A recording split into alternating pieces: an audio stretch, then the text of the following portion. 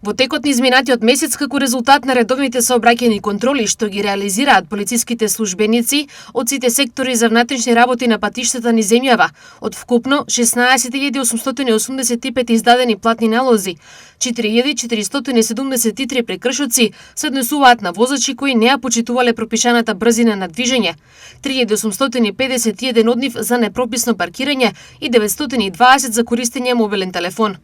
Санкционирани се 70 возачи за возење под дејство на алкохол, 241 за возење без возачка дозвола, 33 поради претходно изречена забрана за управување на возило, а во истиот период одземени се 238 возила.